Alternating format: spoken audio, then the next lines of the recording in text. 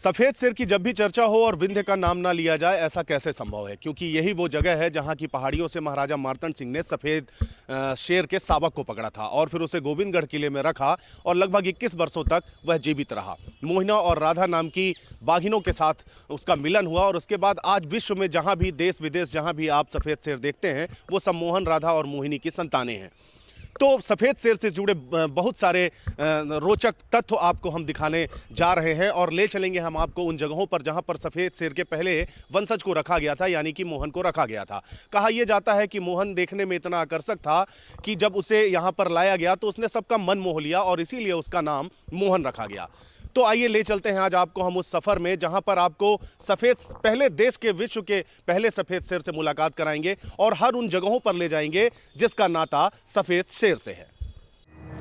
जंगल का राजा जो रहता था किले में, जो पीता था दूध, जो खेलता था फुटबॉल, जिसकी मौत पर दी गई थी 17 तोपों की सलामी।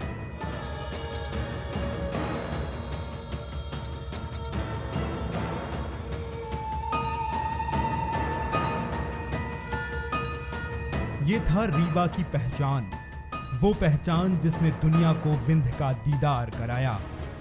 कहा जाता है कि आज दुनिया भर में जितने भी सफेद बाघ हैं वो इसी के वंशज हैं। ये दुनिया का पहला व्हाइट टाइगर था, ये दुर्लभ था।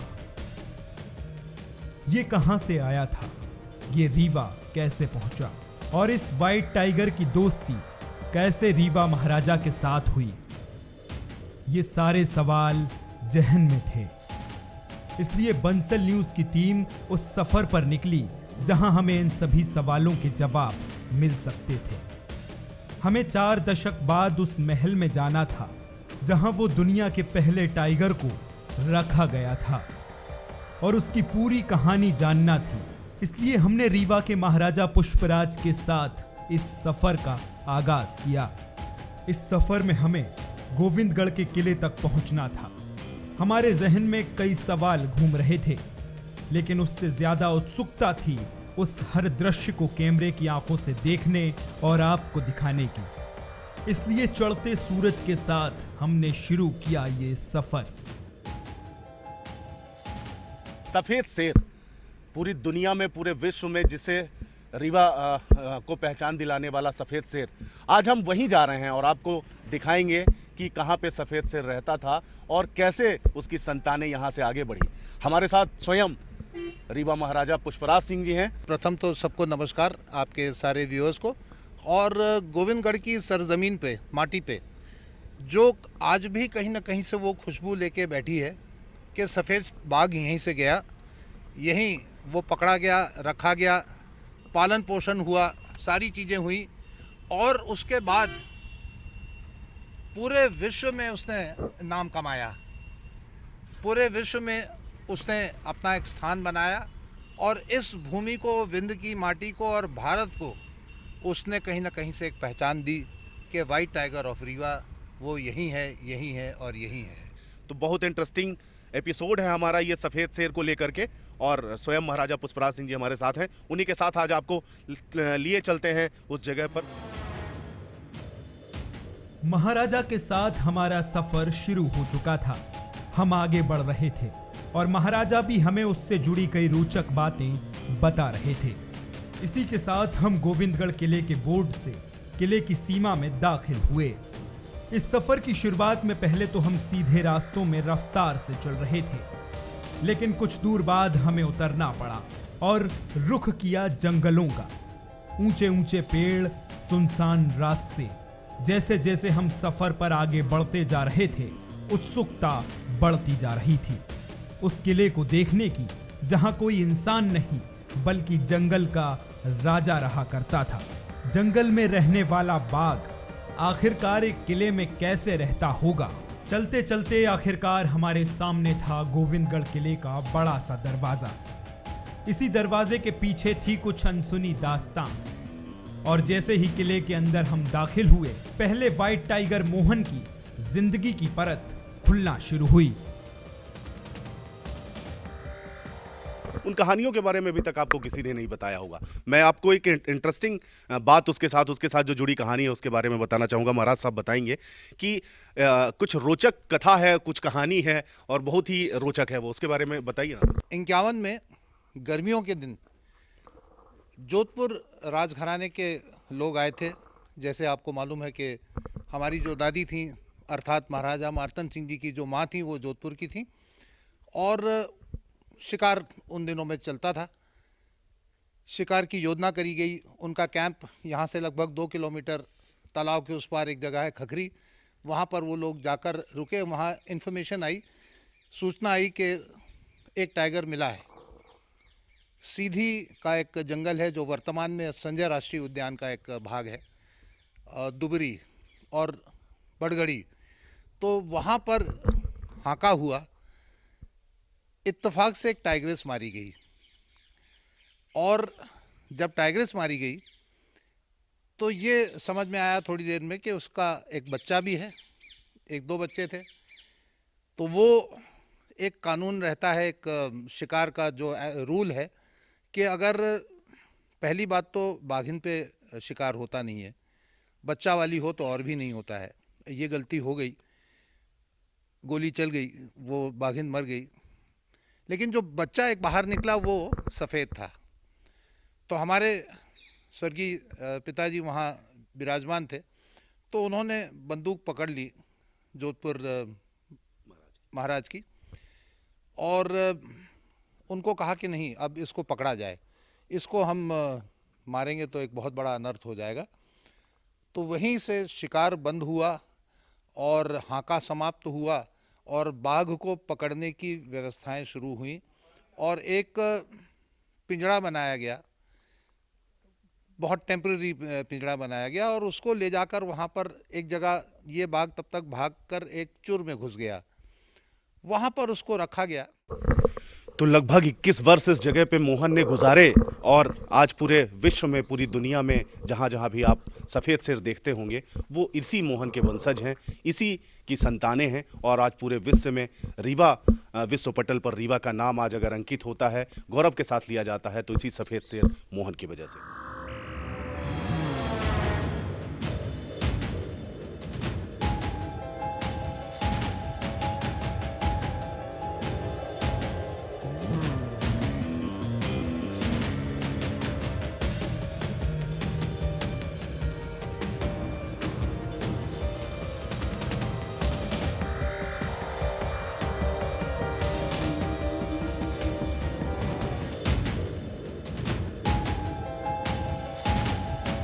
महाराजा पुष्पराज हमें ये बता चुके थे कि उस दुर्लभ और दुनिया के पहले बाघ का नाम मोहन था।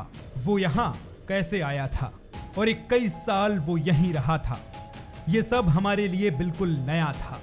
लेकिन हमें कहानी के कई और पर्दे हटाने थे, इसलिए हमें वो जगह देखना थी जहाँ मोहन रहा करता था। साथ ही हमें ये भी जानना था कि किले में रहने के बाद उसका वंश कैसे आगे बढ़ा और इसी किले में मिला मोहन को राधा का संग। हम किले के उस हिस्से में दाखिल हो रहे हैं जहां पे सफेद बाघ मोहन को रखा जाता था। महाराज साहब, ये वही जगह है जहां पे मोहन को रखा जाता था? बिल्कुल बिल्कुल, ये वही जगह है जहां मोहन को पहली बार रखा गया और राधा से उसको मिलाया गया। क्या क्या वो कौन सा सन रहा होगा? 1951-52 ये वो जगह है जहां मोहन को रखा गया। ये उसका पानी का स्थान है जहां उसने पानी कभी पिया होगा, यहाँ पर वो टहला होगा और ये छोटे छोटे जो सेक्शंस बने हैं वो सेक्शन में उनको रखा जाता था और ये पिंजड़ा था जहाँ पर उसको छोड़ा जाता था। क्या हाइट और क्या उसकी वो कद रहा, कद गाठी जिसे कहते हैं, वो क्या रही होगी महाराज? उस समय लगभग वो 2.5 साल का था, तो बहुत बड़ा नहीं था, एक एल्सेशियन डॉग जैसे आप माने उस प्रकार से। तो वो लगभग, जैसे मैंने कहा कि एक एल्सेशियन डॉग जितना था, लेकिन बाघ तो बाघ था। उसकी एक साख थी, उसका एक लोगों के लिए भय भी था।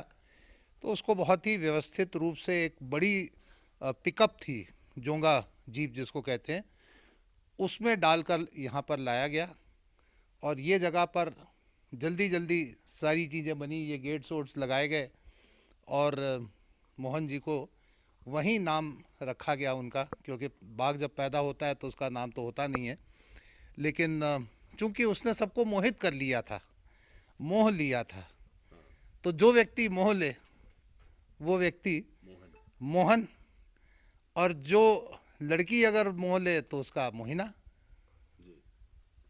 तो महाराज साहब, आज जितने भी विश्व में जहाँ जहाँ भी सफ़ेद बाघ हैं, तो वो मोहन और मोहिना या राधा की ही वंशज है। मोहन के वंशज हैं। राधा और बेगम दोनों उसके रानियां थी, और उसके बाद जो उसके वंश निकले वो हम लोगों ने भारत के सारे कोने में दिए।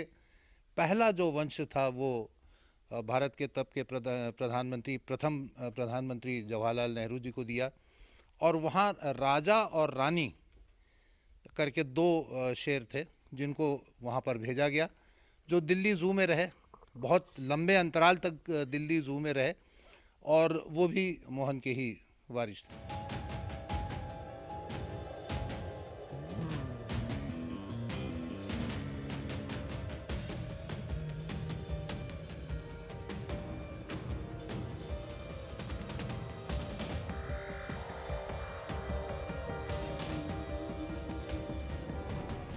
हम मोहन के बारे में समझते जा रहे थे, लेकिन जब मोहन किले में आया था तब वो 2.5 साल का था।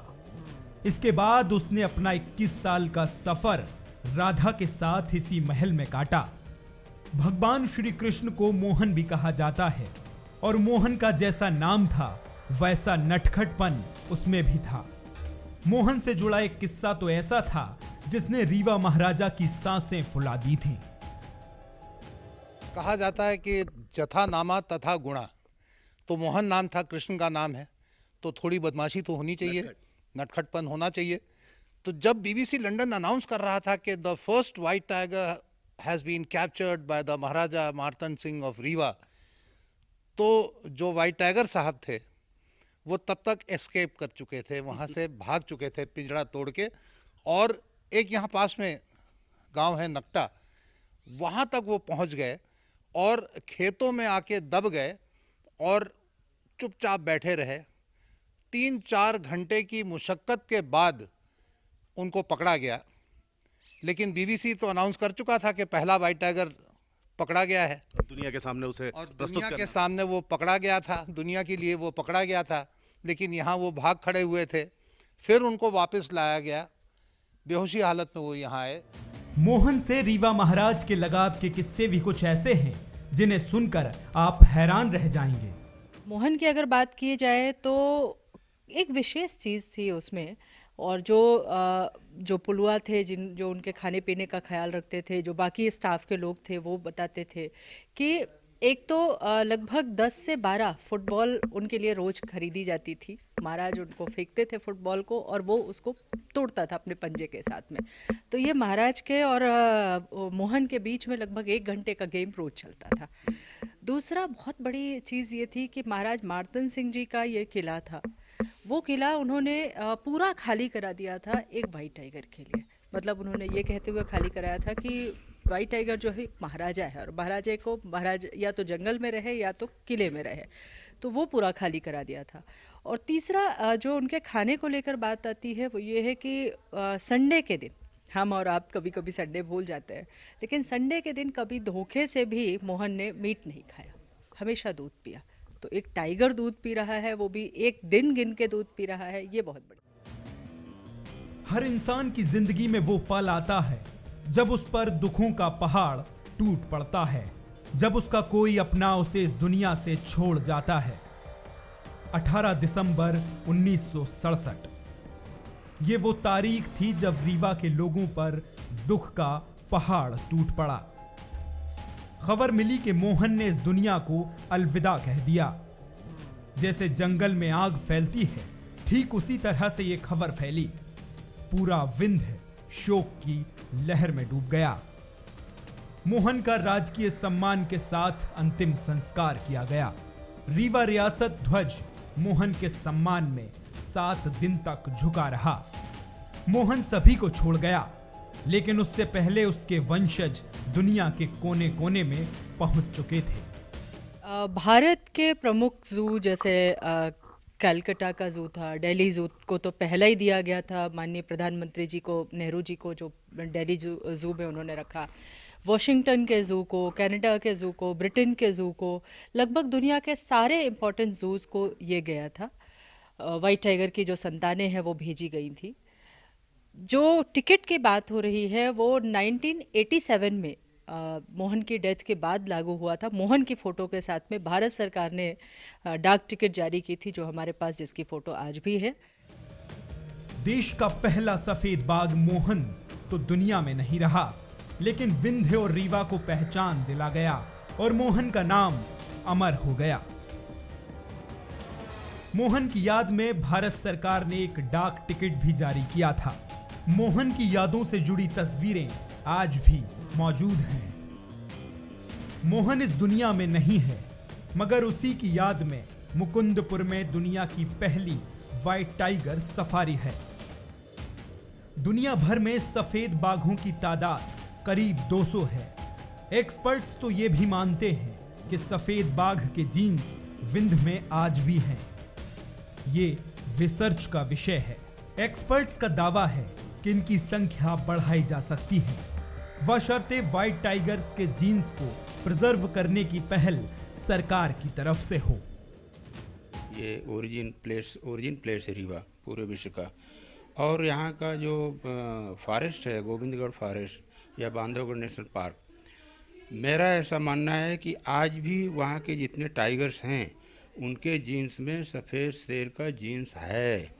रिसर्च करने की आवश्यकता है और ये रीवा के लिए बहुत महत्वपूर्ण होगा यदि भारत सरकार या मध्य प्रदेश सरकार रीवा के रिसर्चर्स को ये मौका दें कि उस जीन्स को हम आइसोलेट कर सकें। तो इस पे एक बहुत बड़े प्रोजेक्ट्स पे काम किया जा सकता है, जो बहुत ज़रूरी है।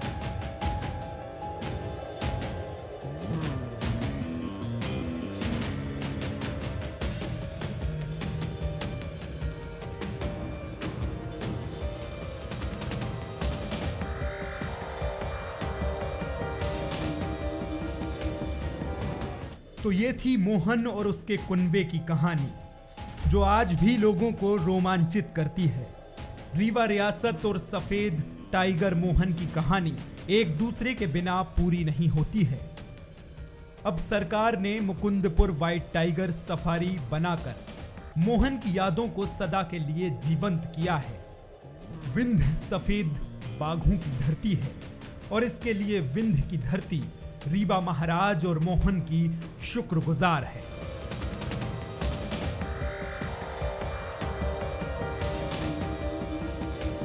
यह सफेद बाघ ही है जिसने विश्व पटल पर विंध्य को स्थापित किया, नई पहचान दिलाई। मोहन ने न केवल देश प्रदेश बल्कि विदेशों में भी विंध्य के नाम का परचम लहराया है। अब जरूरत इस बात की है कि कैसे उस सफेद शेर का कुनबा बढ़े जिसने विश्व पटल पर विंध्य को स्थापित किया। इसलिए लगातार वैज्ञानिक भी जिस तरीके से कह रहे हैं कि रेवांचल के आसपास फैली पहाड़ियों में जितने भी बाघ हैं उनमें अगर शोध किया जाए तो कहीं ना कहीं सफेद शेर का जीन्स उसमें अवश्य मिलेगा। तो हमारी खास पेशकश में सिर्फ इतना ही। कैमरा पर्सन आशुतोष चंदेल के साथ अंचल शुक्ला, बंसल न्यूज रीवा।